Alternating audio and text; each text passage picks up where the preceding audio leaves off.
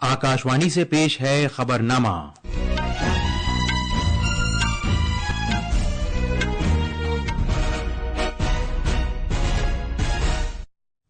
आदाब। खबरनामे के साथ मैं जमीर रजवी। सबसे पहले इस वक्त की सुर्खियां। मरकज ने तमिलनाडु में पिलईपक्कम और मनल्लुर में 2 बड़े इलेक्ट्रॉनिक्स क्लस्टर्स के कयाम का ऐलान किया है। मालियाती खिदमात से मुताल्लिक आलमी फर्म मॉर्गन स्टैनले ने कहा है कि भारत जर्मनी को पीछे छोड़ते हुए साल 2028 तक दुनिया की तीसरी सबसे बड़ी मईशत बन जाएगा। अगले साल यौम जमहूरिया के मौके पर ऐलान होने वाले पद्म अवार्ड्स 2026 के लिए नामजदगियों का अमल शुरू हो गया है। म्यांमार में जमहूरियत हामी मज़ाहमती ग्रुप पर फौज की जानिब से किए गए हवाई हमले में कम से कम 27 अफराद हलाक और 30 जख्मी हो गए। कश्मीर वादी में फिर से बर्फबारी हुई है। महकमा मौसमियात ने आज ओडिशा में गर्म लहर के हालात की जारी रहने की पेशगोई की है। और क्रिकेट में मुंबई इंडियंस ने दिल्ली कैपिटल्स को 8 रन से हराकर खवातीन का दूसरा प्रीमियर लीग खिताब जीत लिया है। अब खबरें तफसील से। इलेक्ट्रॉनिक्स और इंफॉर्मेशन टेक्नोलॉजी के मरकजी वजीर अश्विनी वैष्णव ने तमिलनाडु में 2 बड़े इलेक्ट्रॉनिक्स मैन्युफैक्चरिंग क्लस्टर्स के कयाम का ऐलान किया है। 1112 करोड़ रुपयों की सरमायाकारी वाले ये क्लस्टर्स तमिलनाडु के पिलईपक्कम और मनल्लुर में कायम किए जाएंगे। इस पहल का मकसद आलमी electronics system design and manufacturing ESDM के शोबे में भारत की पोजीशन को मजबूत करना है। ये ऐलान कल चेन्नई में जेटवर्क इलेक्ट्रॉनिक्स के नए मैन्युफैक्चरिंग मरकज के इफ्तिताह के मौके पर किया गया। इस दौरान जनाब वैष्णव ने कहा कि करीब 15 एकड़ पर फैला यह मरकज तमिलनाडु की इलेक्ट्रॉनिक्स मैन्युफैक्चरिंग सनत और भारत के ESDM मार्केट में 500 अरब तक पहुंचने के ख्वाब की तकमील में अहम किरदार अदा करेगा। 2 electronics manufacturing clusters with investment of 1,112 crore, one at Pillaipakkam, Manalur. So these 2 will be set up as very large electronics manufacturing clusters, and that will help our growth of electronics manufacturing in Tamil Nadu in a very big way. वजीर मौसूफ ने इस बात पर भी रोशनी डाली कि तमिलनाडु हुकूमत की बढ़ती इमदाद और 6,000 करोड़ रुपए से ज्यादा के रेलवे बजट के साथ इलेक्ट्रॉनिक्स मैन्युफैक्चरिंग के बड़े मरकज के तौर पर उभरा है। जनाब वैष्णव ने मजीद कहा कि भारत का इलेक्ट्रॉनिक्स मैन्युफैक्चरिंग का शोबा तेजी से बढ़ रहा है। जनाब वैष्णव के मुताबिक वजीर आजम नरेंद्र मोदी के नजरिए के तहत भारत आलमी मैन्युफैक्चरिंग का मरकज बनता जा रहा है और वो इस तरक्की का अहम इस्तिफादा कुनिंदा है।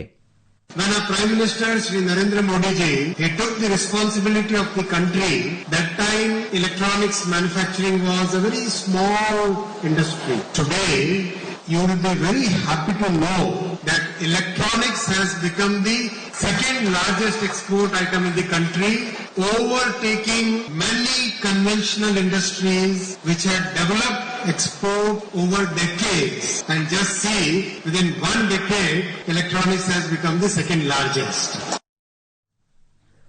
मालियाती खिदमात से मुताल्लिक आलमी फर्म मॉर्गन स्टैनली की एक रिपोर्ट के मुताबिक भारत जर्मनी को पीछे छोड़ते हुए साल 2028 तक दुनिया की तीसरी सबसे बड़ी मईशत बन जाएगा। रिपोर्ट में कहा गया है कि साल 2023 में भारत की मईशत $3.5 ट्रिलियन के बकदर थी, जो साल 2026 तक बढ़कर $4.7 ट्रिलियन तक पहुंच जाएगी। आलमी मालियाती खिदमात से मुताल्लिक फर्म का कहना है कि साल 2028 में भारत माशी एतबार से जर्मनी से आगे निकल जाएगा, क्योंकि उसकी मईशत में $5.7 ट्रिलियन तक की वुसअत होगी। रिपोर्ट में कहा गया है कि भारत दुनिया के ऐसे सारिफीन के बाजार के तौर पर उभरा है जिसकी बहुत ज्यादा मांग है और उसने मुस्तहकम बड़ी माशी पॉलिसियों और बेहतर बुनियादी ढांचे से फायदा हासिल करते हुए आलमी मजमूई पैदावार में अपना हिस्सा बढ़ाया है। इस दौरान बीजेपी ने कहा है कि ये गैर मामूली कामयाबी महज इत्तेफाक नहीं है, बल्कि ये बरसों की मिसाली क़यादत और जरातमंदाना मिसाली इस्लाहात का नतीजा है। एक सोशल मीडिया पोस्ट में बीजेपी ने कहा कि जब वज़ीर-ए-आज़म नरेंद्र मोदी ने इख्तियार संभाला था तो उन्होंने बदलाव का एक अमल तय किया था। पार्टी ने कहा कि मेक इन इंडिया और डिजिटल इंडिया जैसे इक़दामात ने सनती इख्तियार की लहर पैदा की और गांवों को मैन्युफैक्चरिंग मराकिज में तब्दील कर दिया और शहरों को माशी मराकिज के तौर पर फलने फूलने का मौका फराहम किया। आइंदा साल यौम जमहूरिया के मौके पर 2026 के पद्म अवार्ड्स के लिए नामजदगियों का अमल शुरू हो गया है। इनका ऐलान अगले साल यौम जमहूरिया पर किया जाएगा। दरखास्तें जमा करने की आखिरी तारीख 31 जुलाई है। نامزدگیوں اور سفارشات کو صرف راشٹریہ پرسکار پورٹل کے ذریعے ہی قبول کیا جائے گا۔ پدم ایوارڈز میں پدم وبھوشن، پدم بھوشن اور پدم شری بھارت کے سب سے اعلیٰ ترین شہری اعزازات شامل ہیں، جو آرٹ، ادب، تعلیم، کھیل کود، ادویہ، سماجی کام کاج، سائنس، عوامی امور، سول سروس اور صنعت جیسے شعبوں میں غیر معمولی کامیابیوں کے لیے دیے جاتے ہیں۔ تمام افراد بلا تفریق مذہب، پیشہ یا صنف اس کے لیے اہل ہیں۔ وزیراعظم نریندر مودی نے لوگوں سے اپیل کی ہے کہ وہ لیکس فریڈمن کے ساتھ آج ان کے نشر ہونے والے پوڈ کاسٹ کو سنیں۔ سوشل میڈیا پوسٹ میں جناب مودی نے کہا کہ لیکس فریڈمن پوسٹ کارڈ کے میزبان فریڈمن کے ساتھ ان کی گفتگو بہت بارآور اور مثبت رہی۔ بات چیت میں مودی کے بچپن، ہمالیہ میں ان کے گزرے ہوئے سالوں اور عوامی زندگی میں ان کے سفر سمیت بہت سے موضوعات کا احاطہ کیا گیا ہے۔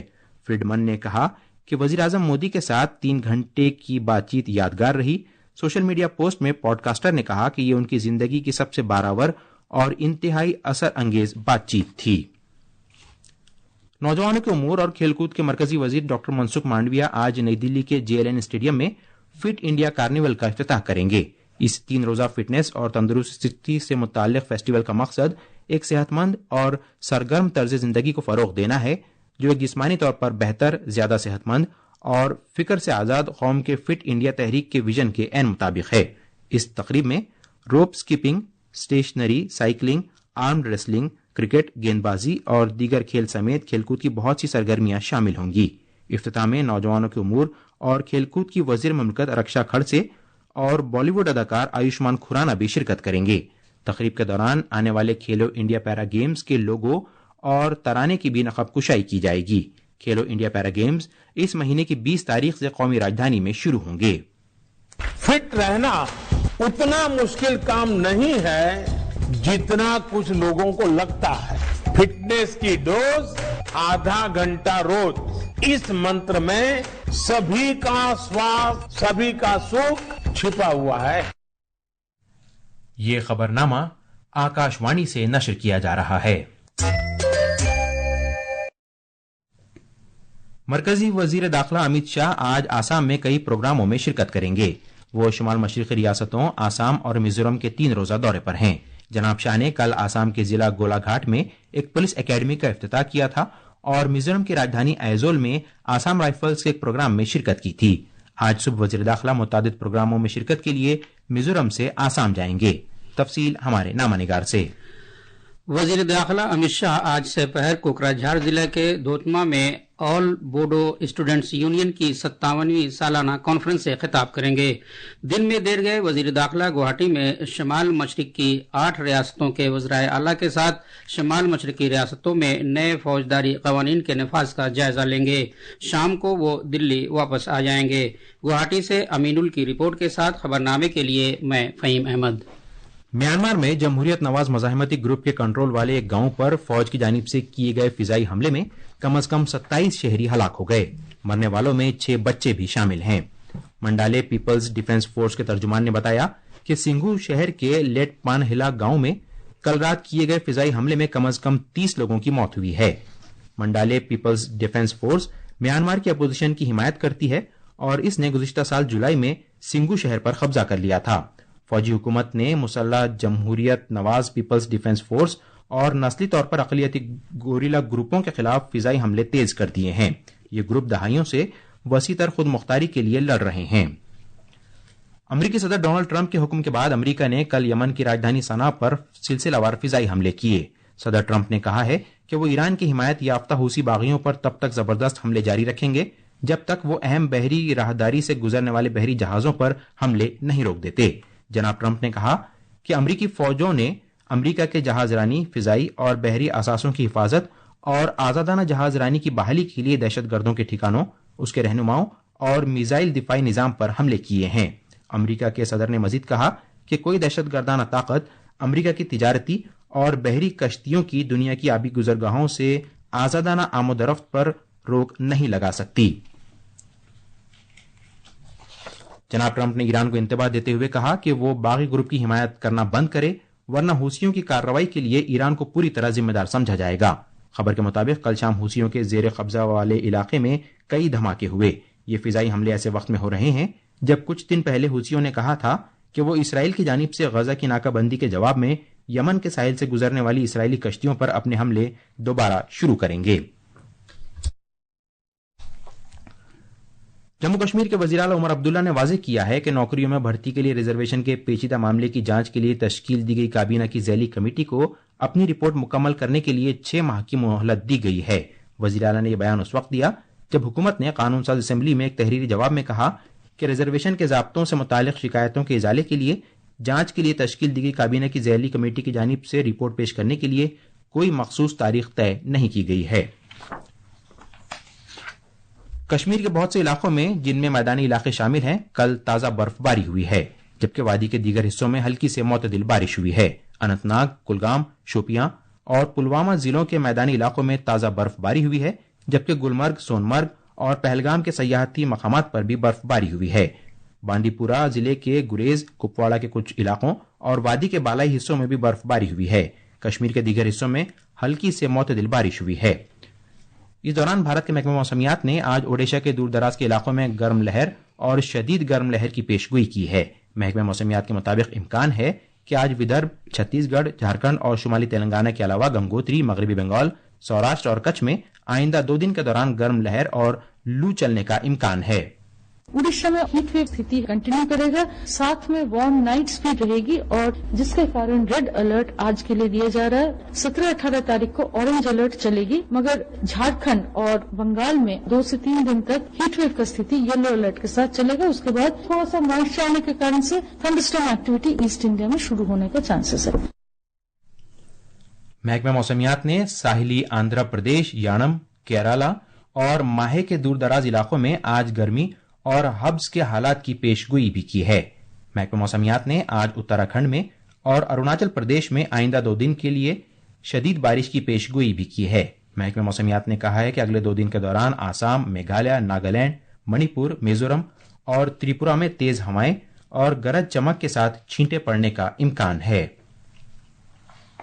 خواتین کے پریمیئر لیگ کرکٹ فائنل مقابلے میں ممبئی انڈینز نے دہلی کیپٹلز کو 8 رن سے ہرا کر دوسری مرتبہ خطاب جیت لیا ہے۔ دہلی کیپٹلز لگاتار تیسری مرتبہ اس خطاب سے محروم رہا۔ کل ممبئی کے بربون اسٹیڈیم میں کھیلے گئے خطابی مقابلے میں ہرمن پریت کور کی 44 گیندوں میں 66 رن کی بدولت ممبئی انڈینز نے 7 وکٹ کے نقصان پر 149 رن بنائے۔ جواب میں دہلی کیپٹلز کی ٹیم 9 وکٹ پر 141 رن ہی بنا سکی۔ ہرمن پریت کور کو ان کی بہترین بلے بازی کے لیے میچ کا بہترین کھلاڑی قرار دیا گیا، جبکہ نیٹ سکیور برنٹ کو ٹورنامنٹ کی سب سے بہترین کھلاڑی قرار دیا گیا۔ انہوں نے اس سیزن میں اپنے 523 رن کے لیے اورنج کیپ بھی جیتا۔ کشتی سے متعلق بھارتی فیڈریشن WFI نے عالمی چیمپئن شپ میں تمغے حاصل کرنے والے پہلوان دیپک پونیا اور انتم پنگل سمیت 30 پہلوانوں کو سینئر ایشین چیمپئن شپ کے لیے چنا ہے، جو 20 سے 30 مارچ تک اردن کے مقام عمان میں ہوگی۔ یہ تھیں خبریں، اور اب اخبارات کے آئینے کے ساتھ ہیں فہیم احمد۔ شکریہ ضمیر۔ قومی راجدھانی سے شائع ہونے والے بیشتر اردو اخبارات نے وزیر داخلہ امت شاہ کے اس بیان کو شہ سرخی بنایا ہے کہ مودی کی قیادت میں آسام اب ترقی کی راہ پر گامزن۔ آسام میں 27,000 کروڑ روپے کے سیمی کنڈکٹر صنعت لگائی جا رہی ہے۔ ہندوستان ایکسپریس کی ایک سرخی ہے، میزورم حکومت کو آسام رائفلز بٹالین کی زمین کی منتقلی اور نقشوں کا باضابطہ تبادلہ۔ ووٹر فوٹو شناختی کارڈ پر الیکشن کمیشن کی اگلے ہفتے میٹنگ، اس خبر کو پرتاپ نے صفحے اول پر جگہ دی ہے۔ اخبار ملاپ لکھتا ہے، سنیتا ولیمز کی گھر واپسی کی راہ ہموار، ناسا نے خلائی مشن روانہ کیا۔ راشٹریہ سہارا کی ایک سرخی ہے، امریکہ نے جنوبی افریقہ کے سفیر کو ملک بدر کیا۔ اور آخر میں خاص خبریں ایک بار پھر۔ مرکز نے تمل ناڈو میں پلئی پکم اور منالور میں 2 بڑے الیکٹرانکس کلسٹرز کے قیام کا اعلان کیا ہے۔